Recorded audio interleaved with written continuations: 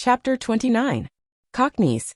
Then there is the steam engine style of driving. These drivers were mostly people from towns who never had a horse of their own and generally traveled by rail.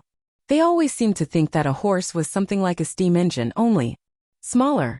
At any rate, they think that if only they pay for it, a horse is bound to go just as far and just as fast and with just as heavy a load as they please. And be the roads heavy and muddy or dry and good, be they stony or smooth, uphill or downhill, it is all the same. On, one must go at the same pace with no relief and no consideration. These people never think of getting out to walk up a steep hill.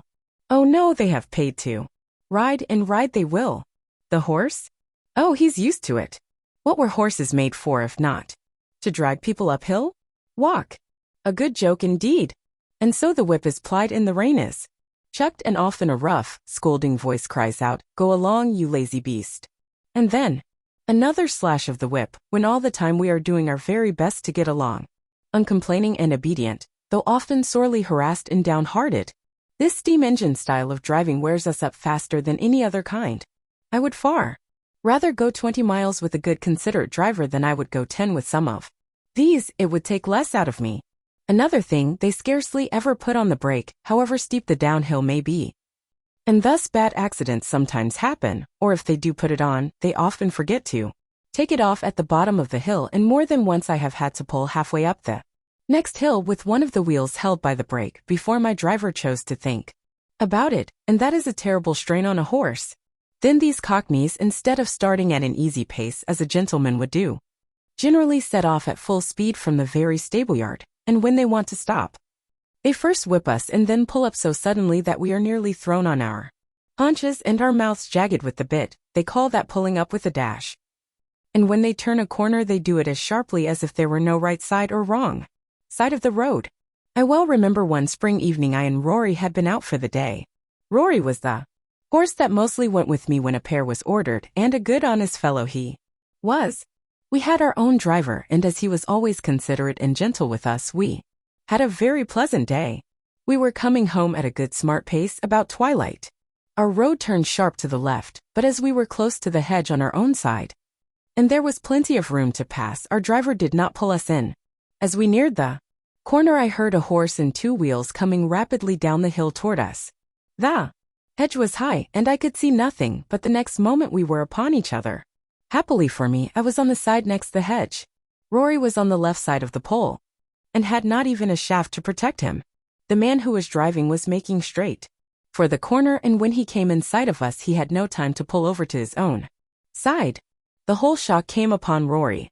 The gig shaft ran right into the chest, making him stagger back with a cry that I shall never forget. The other horse was thrown upon his haunches and one shaft broken. It turned out that it was a horse from our own stables with the high-wheeled gig that the young men were so fond of. 66. The driver was one of those random, ignorant fellows who don't even know which is their own side of the road, or if they know, don't care. And there was poor Rory with his flesh torn open and bleeding, and the blood streaming down.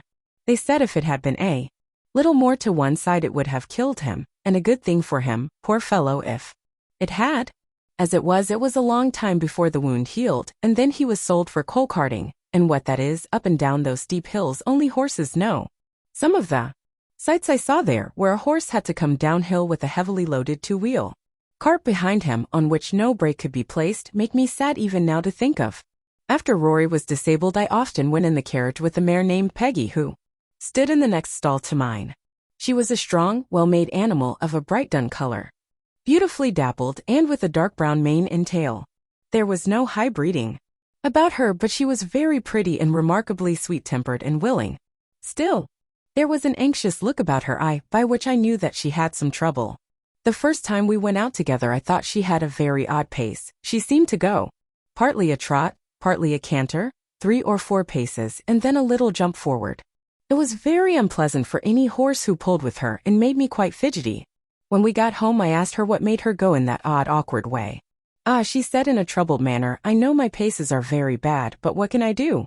It really is not my fault. It is just because my legs are so short. I stand nearly as high as you, but your legs are a good 3 inches longer above your knee than mine, and of course you can take a much longer step and go much faster." You see, I did not make Myself. I wish I could have done so. I would have had long legs then. All my troubles come from my short legs, said Peggy in a desponding tone. But how is it, I said, when you are so strong and good-tempered and willing? Why, you see, said she, men will go so fast, and if one can't keep up to other horses it is nothing but whip, whip, whip, all the time. And so I have had to keep up as I could and have got into this ugly shuffling pace. It was not always so when I lived with my first master. I always went a good regular trot, but then he was not in such a hurry. He was a young clergyman in the country, and a good, kind master he was. He had 2 churches a good way apart, and a great deal of work, but he never scolded or whipped me for not going faster. He was very fond of me. I only wish I was with him now, but he had to leave and go to a large town, and then I was sold to a farmer. Some farmers, you know, are capital masters, but I think this one was a low sort of man. He cared nothing about good horses or good driving. He only cared for going fast.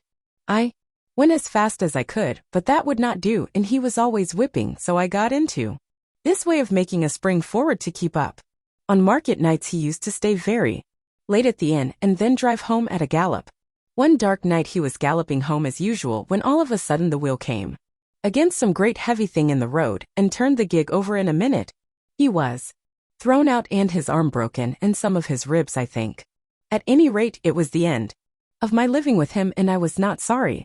But you see, it will be the same everywhere for me if men must go so fast.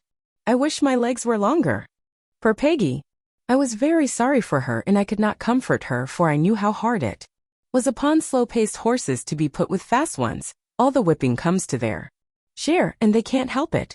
She was often used in the phaeton, and was very much liked by some of the ladies, because she was so gentle, and some time after this she was sold to 2 ladies who drove themselves and wanted a safe, good horse.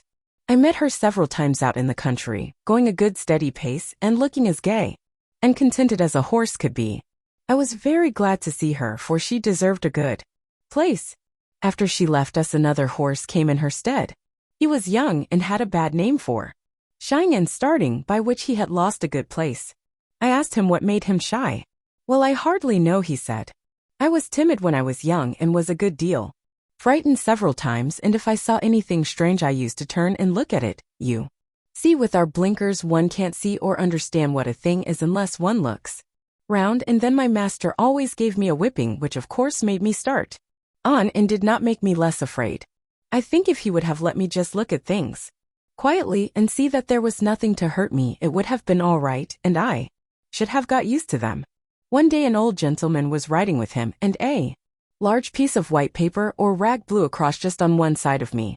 I shied and started forward. My master as usual whipped me smartly, but the old man cried out, "You're wrong. You're wrong. You should never whip a horse for shying. He shies because he is frightened, and you only frighten him more and make the habit worse. So I suppose all men don't do so. I am sure I don't want to shy for the sake of it, but how should one know what is dangerous and what is not, if one is never allowed to get used to anything? I am never afraid of what I know. Now I was brought up in a park where there were deer. Of course I knew them as well as I did a sheep or a cow, but they are not common. And I know many sensible horses who are frightened at them, and who kick up quite a shindig before they will pass a paddock where there are deer. I knew what my companion said was true, and I wished that every young horse had as good masters as Farmer Gray and Squire Gordon. Of course we sometimes came in for good driving here. I remember one morning I was put into the light gig and taken to a house in Pulteney Street. 2 gentlemen came out. The taller of them came round to my head. He looked at the bit and bridle and just shifted the collar with his hand to see if it fitted comfortably. "Do you consider this horse wants a curb?" he said to the hostler. "Well," said the man, "I should say he would go just as well without. He has an uncommon good mouth, and though he has a fine spirit he has no vice, but we generally find people like the curb." "I don't like it," said the gentleman. "Be so good as to take it off, and put the rein in at the cheek. An easy mouth is a great thing on a long journey, is it not, old fellow?" he said, patting my neck. Then he took the reins, and they both got up. I can remember now how quietly he turned me round, and then with a light feel of the rein, and drawing the whip gently across my back, we were off. 68. I arched my neck and set off at my best pace. I found I had someone behind me who knew how a good horse ought to be driven.